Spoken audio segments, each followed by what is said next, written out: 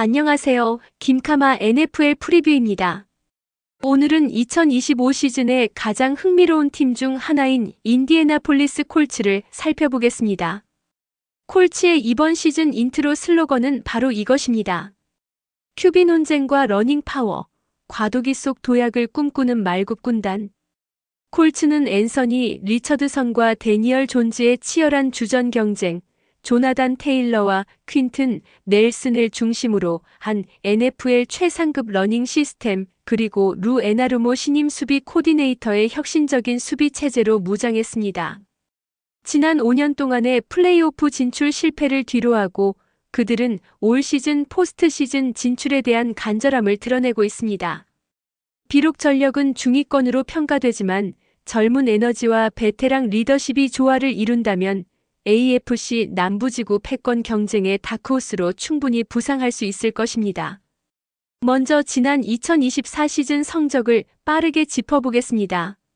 최종 성적 8승 9패, AFC 남부지구 2위로 시즌을 마감했습니다.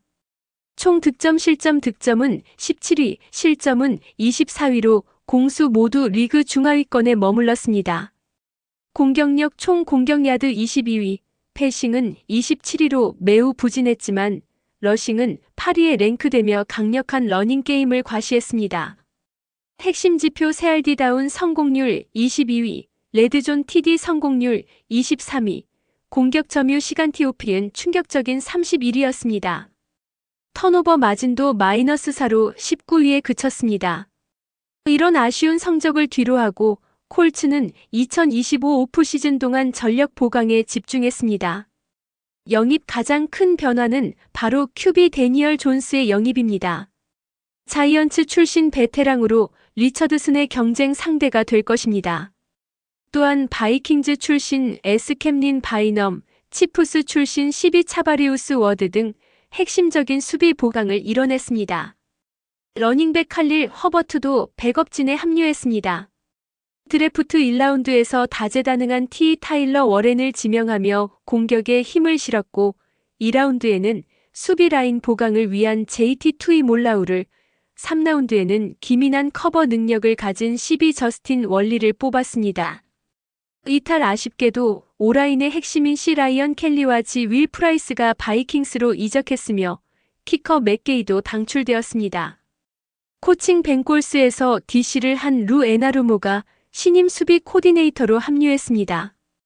콜츠는 홈과 원정 성적에서 극명한 차이를 보였습니다. 홈 성적 5승 3패로 6할이 넘는 승률을 기록하며 루카스 오일 스타디움의 홈 어드밴티지를 확실히 누렸습니다. 원정 성적 반면 원정에서는 3승 6패로 부진했습니다. 러싱 효율이 떨어지고 패싱 정확도가 저하되는 등 멘탈 관리에 숙제를 남겼습니다. 이제 콜츠의 공격과 수비를 자세히 들여다보겠습니다. 패싱 공격 27위, 197.7YG. QB 경쟁 앤서니 리처드슨은 강력한 팔힘과 기동력, 폭발적인 딥볼 능력을 가졌지만 정확성과 인터셉트 관리 잦은 부상이 약점입니다. 반면 다니엘 존스는 베테랑의 안정감과 시스템 적응력이 강점입니다. 이 치열한 경쟁이 시즌의 향방을 가를 것입니다. 타겟 옵션 에이스 리시버 마이클 피트먼 주니어를 중심으로 슬롯 전문가 조시 다운스, 그리고 루키 타일러 워렌이 멀티 포지션 위협을 더할 것으로 보입니다. 과제 CRD다운 성공률, 레드존 효율, 그리고 TOP 공격 점유 시간 개선이 절실합니다. 러싱 공격 8위, 137.1YG. 러닝백 조나단 테일러는 여전히 NFL 토보 러너로 지난 시즌 1431야드와 11TD를 기록하며 콜츠 공격의 심장 역할을 했습니다. 오펜시브 라인 리그 최고의 가드 퀸튼 넬슨을 중심으로 패스 보호 전문가인 LT 베른하르트 라이만과 럼블록의 강한 알티 브레이든 스미스가 튼튼한 라인을 구축하고 있습니다. 패스 수비 26위, 229.4Y 허용지. 세컨더리 약점으로 지적받던 패스 수비를 대대적으로 보강했습니다. 올 프로급 슬롯 코너백 켄이 무어를 필두로 신입생 차바리우스 워드와 캠린 바이넘, 그리고 루키 저스틴 월리까지 가세하며 리뉴얼을 마쳤습니다. 과제 지난 시즌 27개의 TD 허용과 딥패스 취약성을 얼마나 개선할 수 있을지가 관건입니다. 러시 수비 중위권 131.8화의 허용지. 디펜시브 라인 디포레스트 버크너가 패스 러시와 런스탑 양면에서 핵심적인 역할을 수행하며 그로버 스튜어트와 루키 JT 투이몰라우가 라인에 힘을 더할 것입니다. 미들 라인베커 자이르 프랭클린이 필드 제너럴로서 수비를 이끌고 있습니다. 공격 레드존에서 39번 시도하여 21개의 TD를 기록, 53.85%의 성공률로 리그 23위에 그쳤습니다. 골라인 근처에서 마무리 능력과 패싱 옵션 부족이 큰 문제였습니다.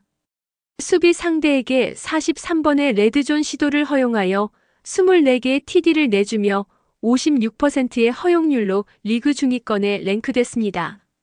이 부분은 개선의 여지가 충분해 보입니다. 포지션별 전력을 종합적으로 평가해봤습니다. QBC 등급. 리처드슨의 잠재력과 존스의 경험이 충돌하는 치열한 경쟁 구도입니다.